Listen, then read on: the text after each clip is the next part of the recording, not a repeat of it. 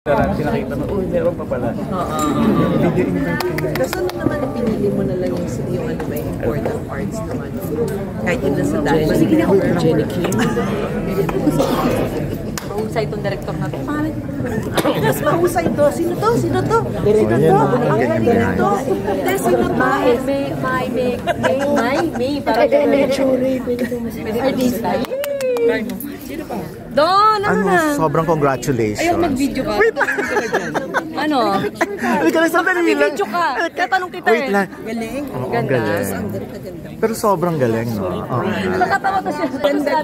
Galing. Yung ganda ko yung napansin. Gusto naman yun din ang sabi ni Alexa, no? Para ka raw anghel. Para ka raw anghel. Alam mo, nakatulala lang daw siya habang nanunood. Pero prosthetics yun anong ending. Talaga, hindi naman halata. Pero ikaw pa rin. Pero ikaw pa rin yun.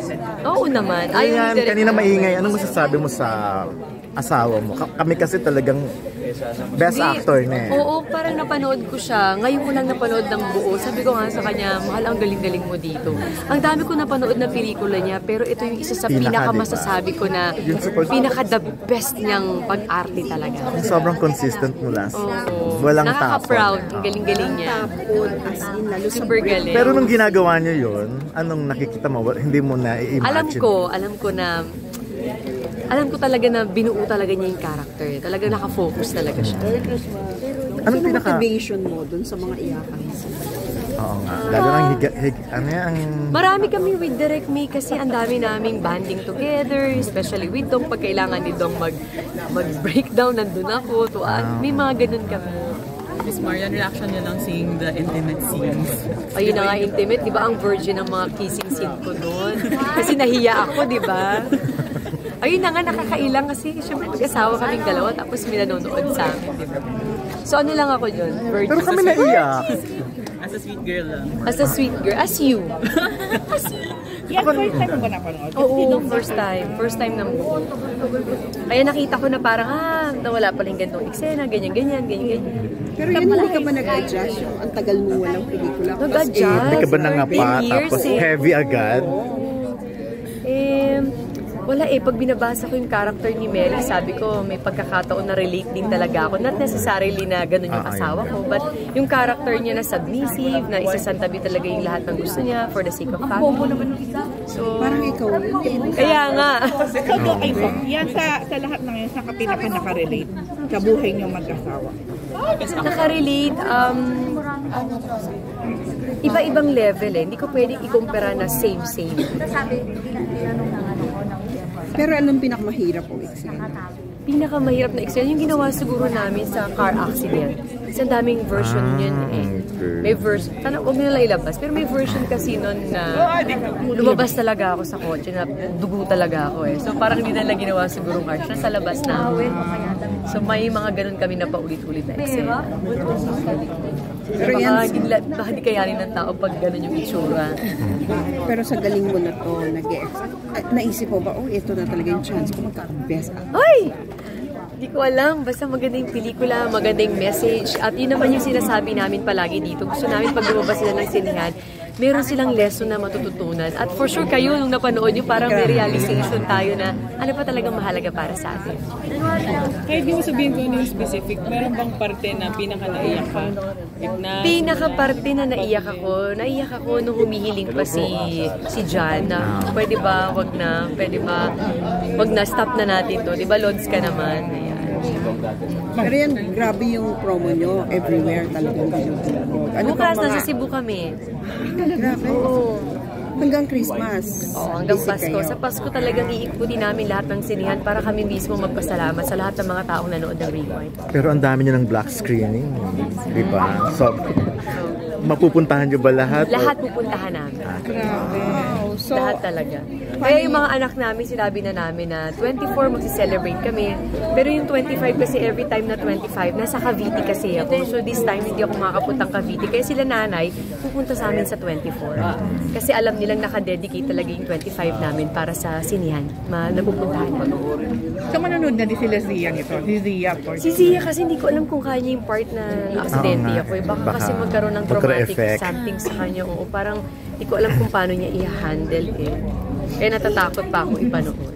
Pero yung naisip mo ba si Sia pwede dun sa character ni Estig kanina? I mean, instead of Estig. Gusto mag-artista siya. Oo. Pwede. Parang sinasabi nga sana daw yung naging younger Marian. Pwede. Ayaw. Oo. Yung anak ko, hayaan mo na muna siya. Hayaan mo na muna siya. Thank you, Marian. And good luck, ha. Salamat. Good luck sa... Teka, mag-picture tayo. Hindi yan, iba.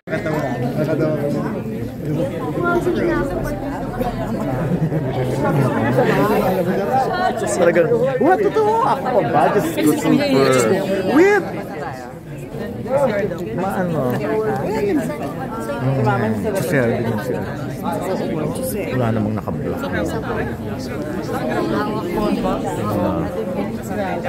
Ang dami yung wala na ako, ma. Alam ko na yan. Ang dami. Kaya nga eh. Ang dami. Din sa ano natin ako naiyak. Rewind will be available in the US and Guam starting January 5, 2024. Sa January 18 naman, napapanood ang Rewind sa Australia and New Zealand. And January 19 in Saipan. And then for future announcements, i-announce natin yan, of course, sa iba pa mga territories. Again, wala po magte-take ng screenshots, photos, videos, anything. Diba? No to piracy.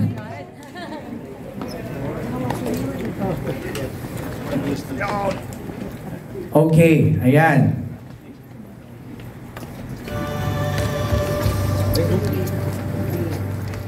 Okay, so ito na, paupo na sila, si Dingdong saka si Marian. Clear na po natin yung ating mga crews, mga photographers. Thank you very much. Ayan guys, pasensya na medyo labo-labo na tong interview na to or itong mga video na to because napakarami kasing video. Eto, kakatapos lang ng preview nito at syempre, binabati ni Marian Rivera lahat ng mga bisita. At actually, it's a celebrity premiere. So, ayan. Dito sa part na to, may interview kami kay Marian but the problem is sobrang ingay tapos may music pa ng Ben and Ben. So, hindi kami magkaintindihan. Pero dito sinasabi niya kung gaano siya, katulad ng interview kanina, no, yung talagang iyak siya ng iyak, di niya mabilang kung gaano kadalas siyang umiyak, napakaraming beses. But of course, tuwang-tuwa siya, sobrang proud nga siya sa kanyang asawang si Dingdong Dantes na habang pinapanood niya talagang bilib na bilib siya. Talagang magkatabi nga raw siya, lagi silang naghahawakan ng kamay at bawat eksena talagang ayun, pinupuri niya ang kanyang asawa. Napakahusay daw. Napakarami niya ng pelikula ni Dingdong na napanood niya na, pero ito nga daw yung may tuturi niya, isa sa pinaka the best. So pasensya na guys kung hindi ko ma-upload yung original audio nito kasi nga maingay sa loob.